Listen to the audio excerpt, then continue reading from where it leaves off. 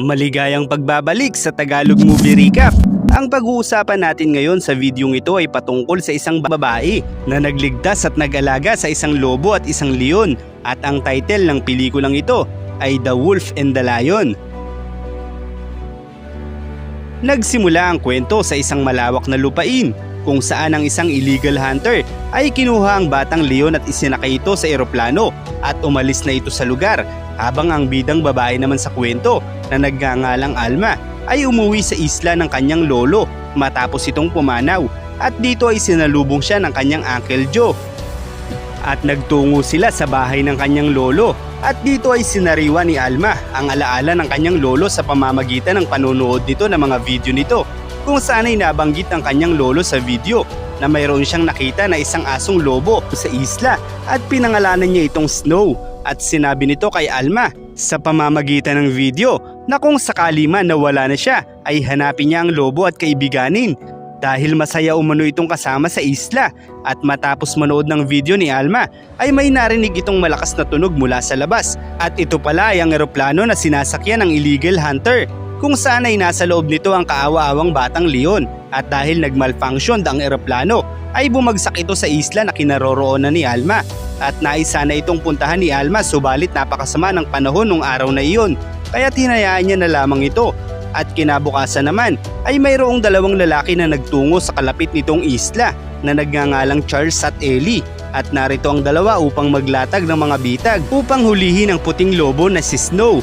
para ipandagdag ng mga ito sa kanilang wolf park. At dahil nga sanay ang dalawa sa panguhuli ng wolf ay agad nilang nabitag si Snow, subalit sadyang napakatalino ng lobo kaya't nagawa nitong makatakas mula sa bitag bago pa ito abutan ng dalawa, at nagtungo ito sa katabing isla kung saan ay nakasalubong nito si Alma. At dahil unang beses palang makaengkwentro ng isang lobo si Alma ay nakaramdam ito ng takot, subalit nang maalala nito ang sinabi ng kanyang lolo mula sa video na mabait ang puting lobo na si Snow, ay nilapitan niya at inalis niya ang natitira pang lambat mula sa likod nito. Pagkatapos noon ay mabilis ring umalis ang lobo, kaya't nagpatuloy si Alma sa paglalakad hanggang makarating ito sa pinagbagsakan ng eroplano. At dito ay makikita ang batang leon na nabuhay matapos ang plane crash dahil sa makapal na foam mula sa kulungan nito, at dito ay bumagsak sa salay ng isang agila, at nang dumating ang agila ay napausog ito at nahulog na tiyempo namang nasa tapat ito ni Alma, kaya't nasalo niya ang batang leon mula sa pagkakahulog nito. At dahil naaawa siya sa batang leon ay inuwi niya ito sa kanyang bahay, at pagkatapos noon ay sinundan naman siya ng puting lobo. Dala ang anak nito na ipinasok sa kanyang bahay, at dahil hindi malaman ni Alma ang gagawin ay humingi ito ng tulong sa kanyang uncle, at pinayuhan naman siya nito na sabihin ito sa otoridad dahil mapanganib ang mga naturang hayop. At sinabi rin nito kay Alma na may darating na mga park rangers sa isla upang magtanong patungkol sa mga mababangis na hayop sa isla. At nang makarating nga sa isla ang mga park rangers ay sinabi ni Alma na wala siyang nakikitang mabangis na hayop sa isla. At nang makauwi si Alma sa bahay ay nagulat ito nang makitang pinapadede na ni Snow ang anak nito kasama pa ang batang leon, kaya't napangiti si Alma dahil hindi niya na po problemahin pa ang pagkain ng dalawa. At lumipas ang mga araw na sobrang naging masaya sila na magkasama, na tila nga ay parang magkapatid pa ang batang lobo at ang batang leon, at ang kanilang magulang ay si Alma. Pinangalanan ni Alma ang lobo bilang Jack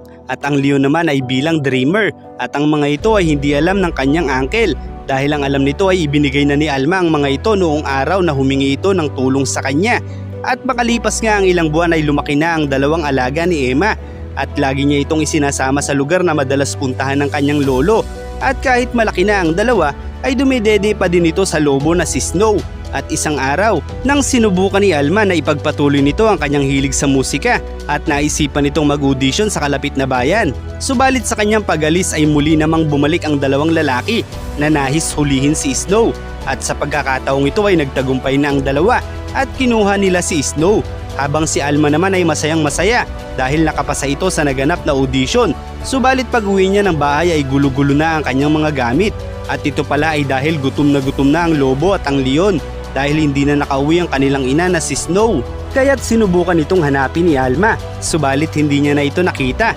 kaya't wala siyang nagawa kundi maganda na pagkain para sa dalawa niyang alaga. At dahil sa pagkawala ni Snow ay nagkaroon siya ng obligasyon para sa dalawa, kaya't hindi na ito nagtuloy sa bago niyang trabaho na nakuha.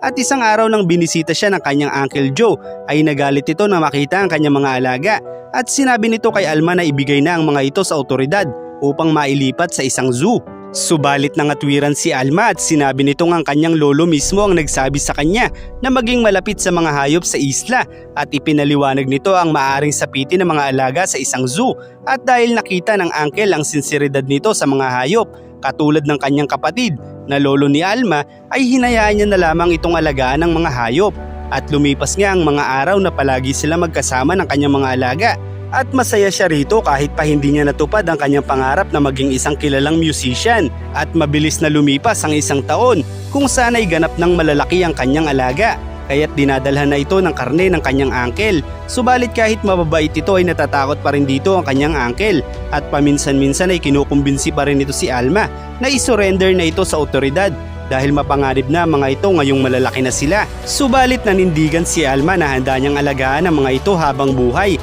sa islang ipinamana sa kanya ng kanyang lolo. At isang araw, habang namamangka ang mag-ina malapit sa kanilang isla, ay nakita ng bata ang magagandang bulaklak sa kanilang isla kaya't hiniling nito sa ina na bumaba muna sila sa isla. At dito ay namataan sila ng mga alaga ni Alma at dahil bago sa paningin nila ang mag-ina ay pinuntahan nito ng dalawa at dahil dito ay napagtanto ni Alma ang posibleng masamang mangyari kaya't hinabol niya ang kanyang mga alaga para pigilan ng mga ito. Subalit nadula siya at humampas ang kanyang muka sa isang bato kaya't nawalan siya ng malay habang mapalad namang nakaalis na ang mag-ina sa isla at hindi nito nakita ang mga alaga ni Alma. At pagkatapos noon ay sinubukang gisingin ni Jack at Dreamer si Alma. Subalit hindi ito magising kaya't umungol ang dalawa para makatawag ng pansin sa iba. Subalit walang nakarinig sa kanila hanggang kinagabihan ay tinabihan na lamang ng dalawa si Alma upang hindi lamigin ito habang wala itong malay. At kinabukasan nang tinatawagan siya ng kanyang uncle ay walang sumasagot sa kanyang telepono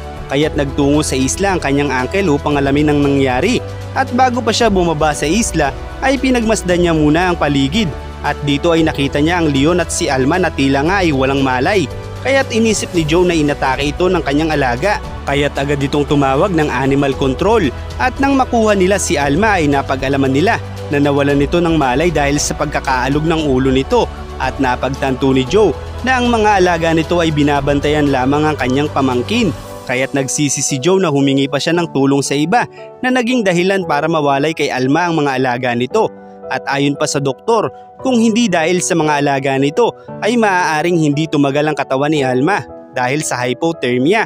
Habang ang alaga naman ni Alma na si Jack ay ipinadala sa Wolf Park na pag-aari ni Charles at Ellie kung saan ay naririto rin ang kanyang ina na si Snow. Habang si Dreamer ay ipinadala naman sa isang grupo ng mga sirkero na pinatatakbo ni Alan at ng anak nitong si Rafa. Si Alan ay isang ganid at malupit na trainer sa kanilang mga alaga habang ang anak naman nitong si Rafa ay mahilig at mabait sa mga hayop kaya't madali nitong napapaamo ang anumang hayop na napupunta sa kanila. At sa mga sumunod na araw nga ay isinalang na ni Alan si Dreamer sa isang palabas at bakas nga rito ang takot dahil sa buong buhay nito ay puro kasiyahan lamang ang kanyang naramdaman hanggang mapadpad siya sa kamay ni Alan. Kaya tuwing matatapos ang palabas ay pinapakalma naman ni Rafa si Dreamer dahil sa awa niya rito. At nang magkamalay na si Alma ay hinanap agad nito ang kanyang mga alaga at sinabi ng kanyang Uncle Joe na huwag siyang mag-alala dahil nasa mabuti itong kalagayan kaya't napanatag ang loob ni Alma. Subalit namimiss niya pa rin ang kanyang mga alaga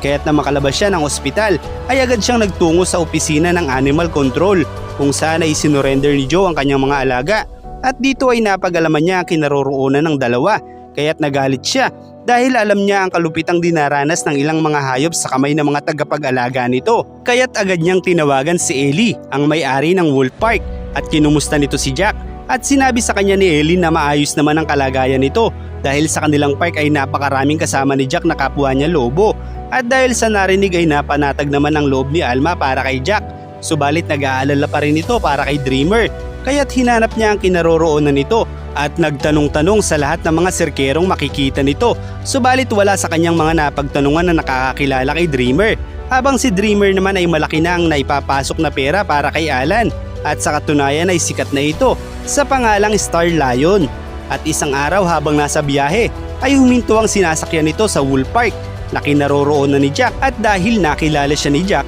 ay gumawa ito ng paraan para makatakas sa kanyang kulungan at sinundan nito ang sinasakyan ni Dreamer at nang makarating ito sa kampo ng nagmamayari kay Dreamer ay nagawa itong patakasin ni Jack kaya't masayang-masaya ang dalawa habang lumalayo sa lugar habang hindi naman matanggap ni Alan ang pagkawala ni Dreamer kaya't kumuha ito ng tranquilizer gun para muli itong hulihin at sinubukan naman siyang pigilan ng kanyang anak na si Rafa. Subalit desidido itong makuhang muli si Dreamer kaya't sumama na lamang si Rafa sa ama para tiyakin ang kaligtasan ni Dreamer. At pagkatapos noon ay nakatanggap naman ng tawag si Ellie mula sa kaibigan na ang lobong si Jack pala ay nagtungo sa kinaroroonan ng kaibigan nitong Leon at pareho na silang nasa laya sa kasalukuyan. Kaya't kinabukasan ay nagtungo si Ellie sa isla ni Alma at dito ay binalita niya ang nangyari at sinabi na mayroon silang tracker na nakakabit kay Jack. Subalit dahil mahina ang signal sa lugar ay hindi pa nila ito makita at nais nilang isama si Alma sa paghahanap para hindi na sila mahirapan pa sa paghuli sa mga ito.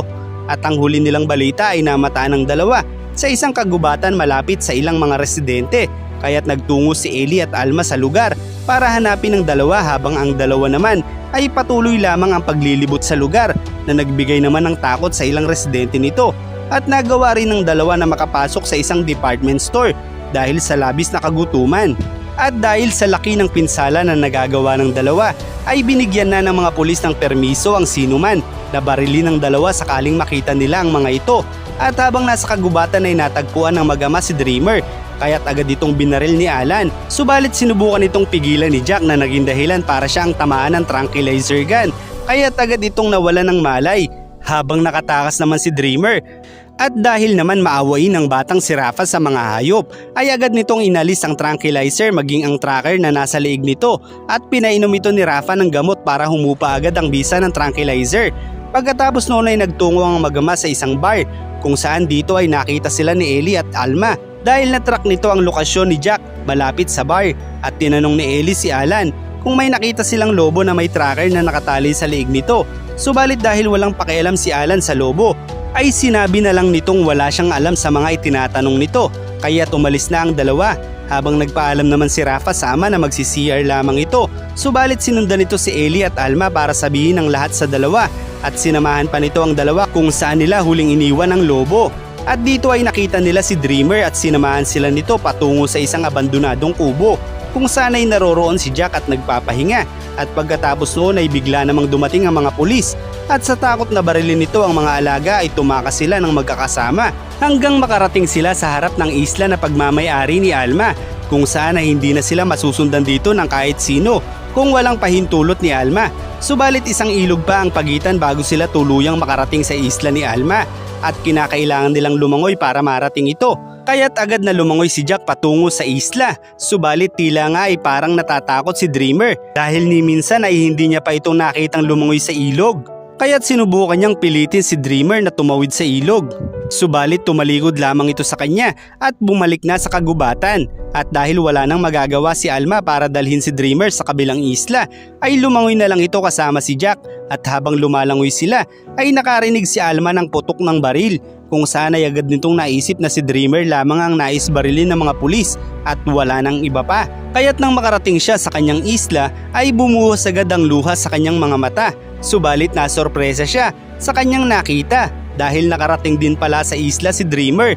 at kaya pala ito bumalik sa kagubatan ay dahil naramdaman itong papalapit na ang mga pulis kaya't nilansi niya ang mga ito bago siya tumawid ng ilog. Natapos ang kwento habang nag-aalay ng musika si Alma gamit ang piano sa ilan nitong mga kaibigan at ikinuwento nito ang istorya ng kanilang buhay ng kanyang mga alaga na umantig sa puso ng mga manonood at natapos ang pelikula na silang lahat ay magkakasama at masaya.